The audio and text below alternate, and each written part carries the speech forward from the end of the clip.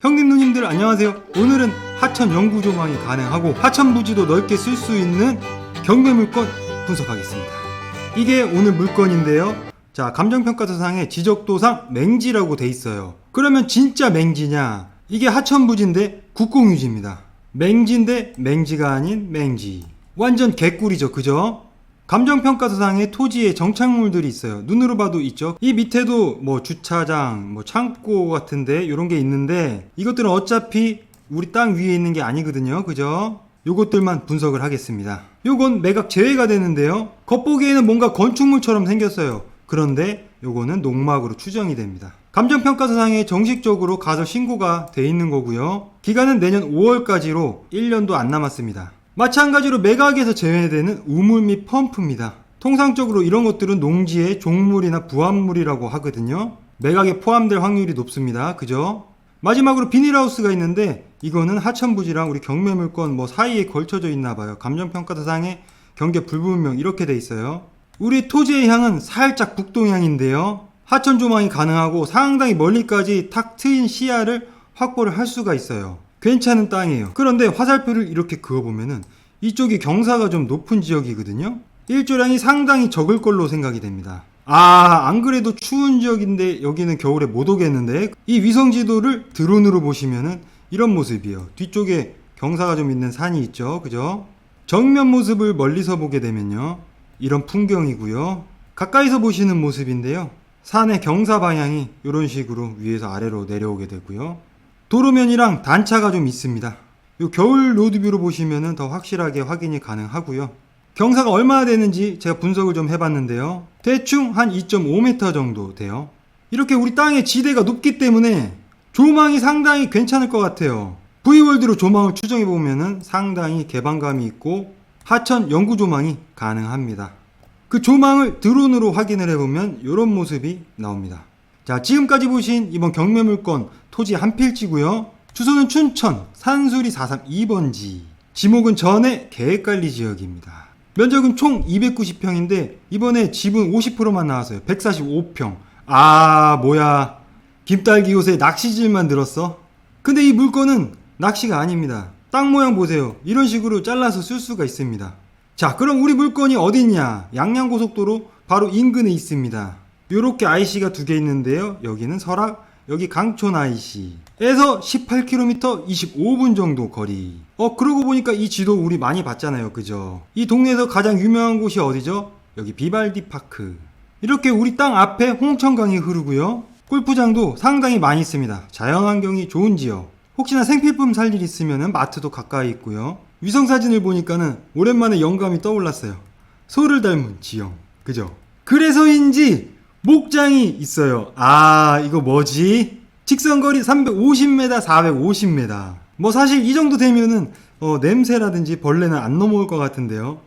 이거 모르겠네요. 그 밖에 비선호 시설을 보면은 묘지가 이렇게 북쪽에 있습니다. 뭐 요 정도는 애교로 넘어가 줄 수 있을 것 같아요.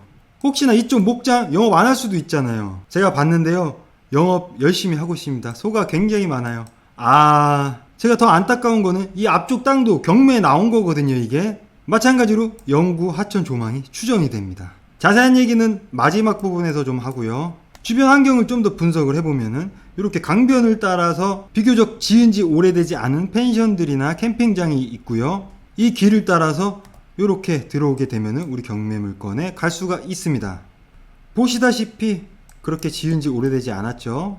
이 집 옆에가 우리 땅이고요. 동네 안쪽으로 더 들어오게 되면은 우리 땅 오른쪽에는 이 집 하나 빼고는 아직 열심히 농사를 짓고 계십니다.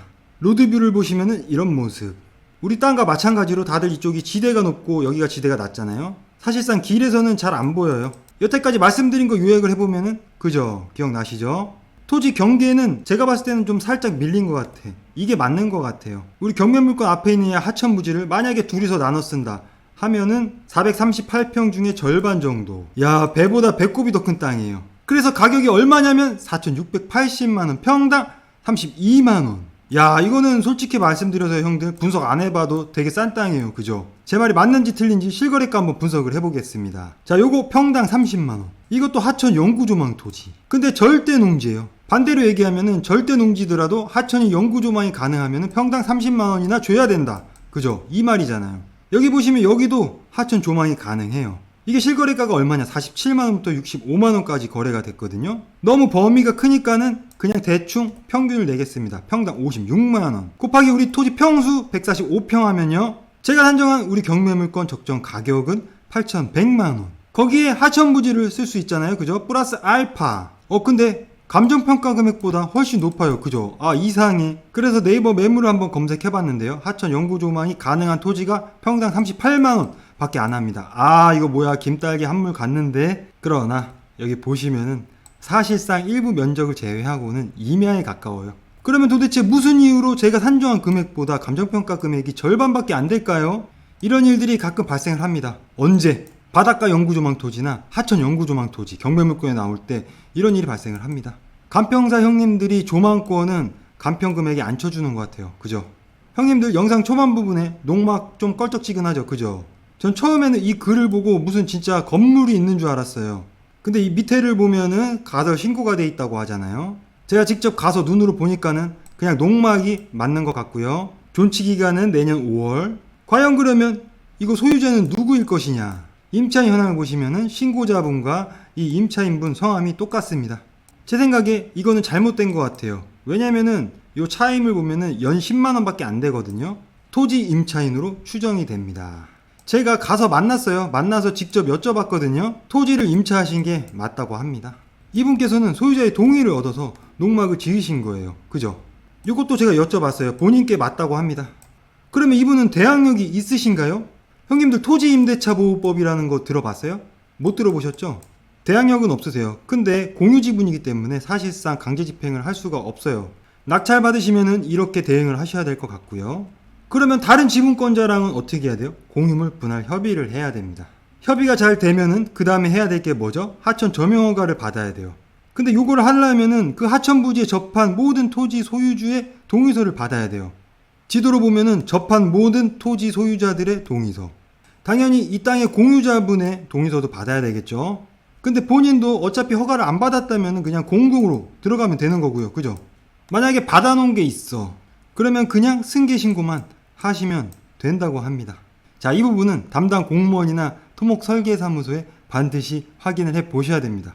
제가 말은 쉽게 했는데 이 부분이 상당히 골치 아프고 스트레스 많이 받는 일이 생길 수가 있어요. 그죠? 그래서 그 스트레스 비용, 병원 비용을 2,100만원만 까겠습니다. 그러면 이번 물건에 제가 산정한 최종 입찰 가격은 6천만원. 혹시 도로 문제가 있나 봤는데 벌써 뭔가 빨간색이잖아요. 그죠? 제가 빨간색 잘 안 쓰잖아요. 이게 이 도로에서 이렇게 진입하는 쪽이거든요. 사유지의 현황 포장도로예요. 이거 뭐지? 이거 경매에 나오는 건 다 이유가 있다니까는 아니고, 옛날 위성사진을 보면은 이미 이때도 도로가 있었어요. 자, 이거는 막다른 도로가 아니고 통과하는 도로고요. 상당히 오래전부터 도로로 쓰인 걸로 추정이 되고, 이 동네가 그렇게 땅값이 비싼 지역이 아니거든요. 제 생각에는 건축 허가상으로 문제는 없을 것으로 생각이 됩니다. 이 부분도 꼭 입찰하기 전에 확인을 해보시고요. 그 밖에 문제되는 권리는 없습니다. 자, 그럼 잠깐 이 축사 앞에 토지 좀 보시겠습니다. 상당히 자연환경이 좋은 지역에 있고요. 마찬가지로 하천 조망이 가능할 거로 추정이 됩니다. 금액은 얼마냐? 85평에 2,600만원, 평당 31만원 인데 일부가 도로로 쓰이고 있습니다. 그 면적을 제외하면 57평이고요. 사실상 평당 47만원 꼴이 되겠습니다. 장점은 이 앞에 있는 이 토지가 도로 면적을 제외하고 나면은 이거밖에 안 돼요. 그래서 만약에 건축물이 올라간다 라고 하면은 딱 요 정도밖에 안 되거든요. 사실상 내 앞을 가릴 수가 없어요. 하천 영구조망 토지다. 그죠? 그러나 말씀드렸다시피 이 송아지들 때문에 지금 당장은 주거용으로 쓰기가 어려워요. 그래서 충분히 싸게 사야 할 것 같습니다. 오늘 여기까지 하겠습니다. 구독, 좋아요, 알림 부탁드립니다. 감사합니다.